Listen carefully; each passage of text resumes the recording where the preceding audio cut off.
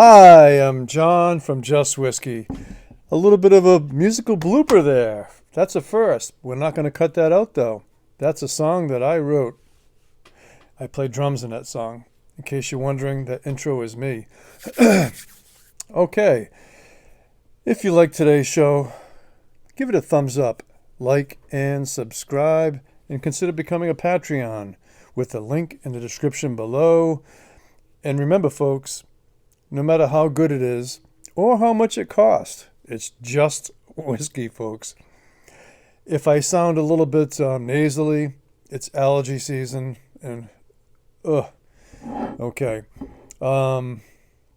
Today we are going to be talking about and reviewing the new Bunnahabhain 12 Cask Strength 2021 edition, which is the maiden edition. This is going to be an annual release, and I'm looking forward to each and every one of them.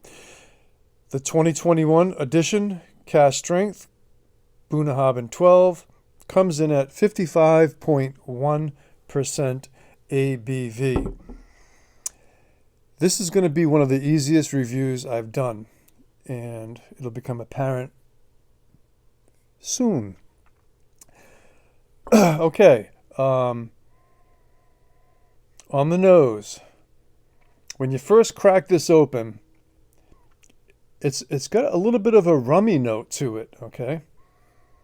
Then when you let it open up and air out a little bit, you're going to pick up some maple syrup, some brown sugar, cocoa puffs, cocoa powder, and a bit of vanilla, and some French toast. Okay, French toast is, over here in America anyway, it's basically just any kind of bread that you like, and you soak it in eggs, put some cinnamon on it, and fry it lightly in a cast iron frying pan, and put a little bit of maple syrup over it. And that's what you have here in the nose. Now, the reason why this is going to be the easiest review I've ever done is because I am going to read the back of the box, which sums everything up perfectly. I could not have done it better. Many times, there's too much fluff and artistic liberties taken with verbiage, and not in this case. Okay, so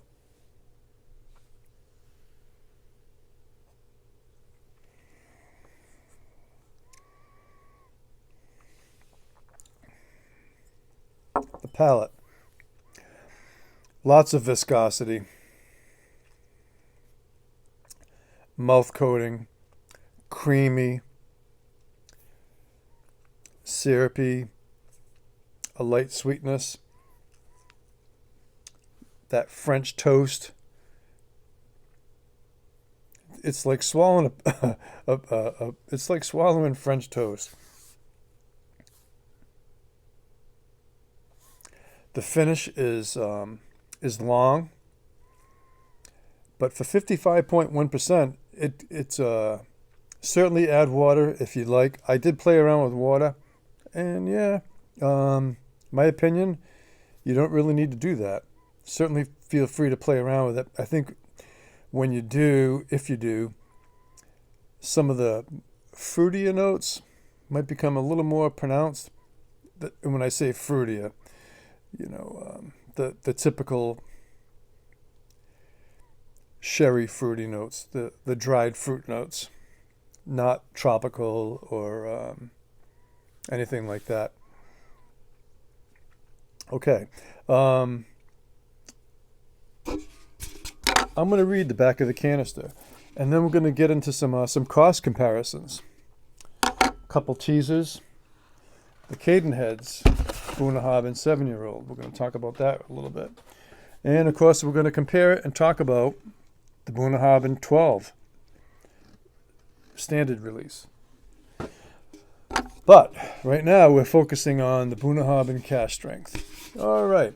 I could not have said this better. There's only one word in here that I disagree with out of this whole soliloquy. Deep Russell Gold. This cask strength 12-year-old is a celebration of our Bunnahabhain house style. Okay, house style. So basically, what I'm taking out of that is it's their 12-year-old at cask strength, which is their house style.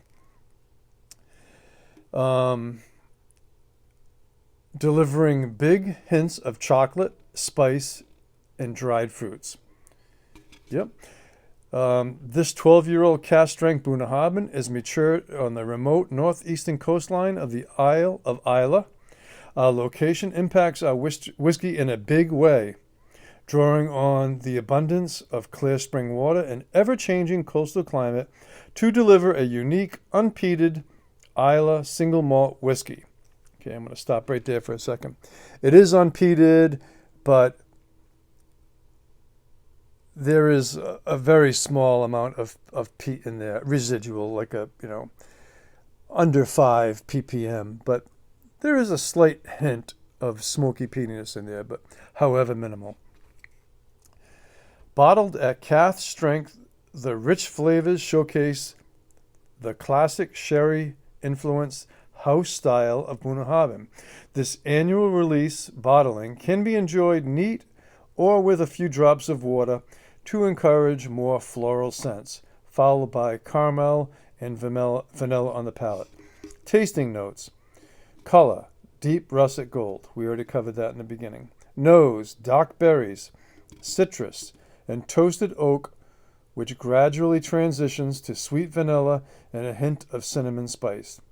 Palate, creamy chocolate, sherry-soaked fruit, and a balanced nuttiness give way to cloves, nutmeg, and a subtle sea salt spray.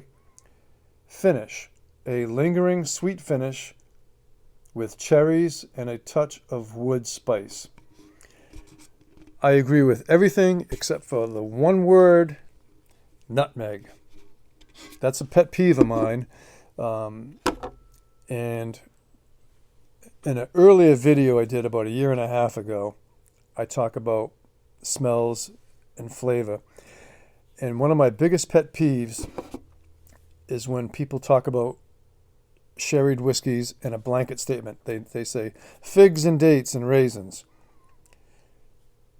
But each one of those have different components, but they say it all as if it's one thing. And the same thing they say, a lot of people, with nutmeg and cinnamon. And they couldn't be farther apart. I think most of us are familiar with cinnamon, but nutmeg is a nut from a plant that's in the evergreen family. And if you ever smelt and crushed up nutmeg, it smells and tastes like crushed evergreen spruce sprigs or pine needles.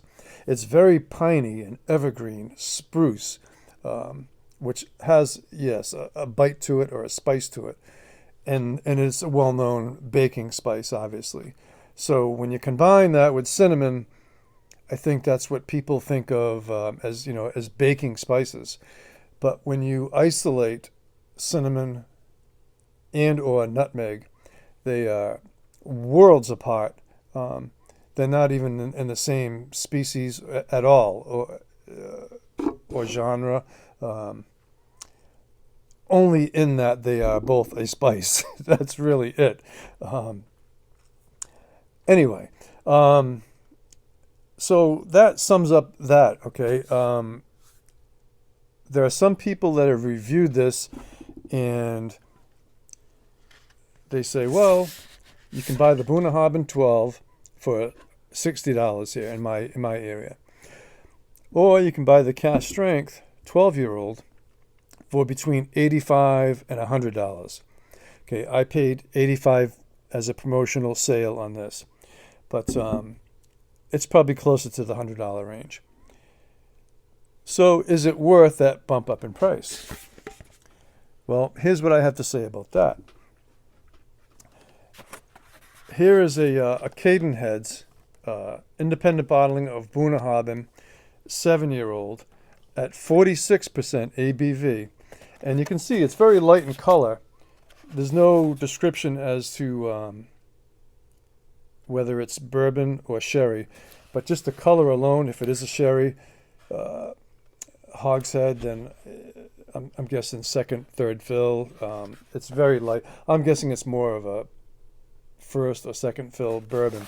But this retails for $85. So you're getting a 7-year-old Bunnahabhain at 46% ABV, independent bottling, for $85. Whereas for $85, you get a 12-year-old cask strength. Another example, still on Cadenhead's independent bottling, they also offer a 10-year small batch cask strength for $135 retail. And that one comes in at 57.2%. Okay. Signatory has a 12-year-old single cask Bunnahabhain for $160.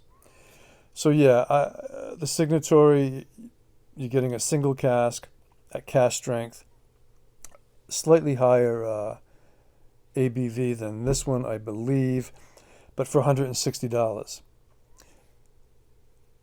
So it's really apples and oranges, or cinnamon and nutmeg. However you want to look at it. Personally, you're getting an official bottling, 12-year-old cask strength that represents their house style. And compare that, just for one example, to the Highland Park cask strength, which is a non-age stated. And the retail for that is about between $85 and $100, probably between $90 and $100. So Highland Park non-age stated cask strength for about the same price as a age stated 12-year-old cask strength. So, in my opinion, it's really a no-brainer if you want to experience what it's like having a Bunnahabhain straight out of the cask. I can't find any flaws at all with it, and there's not a hint of sulfur in this.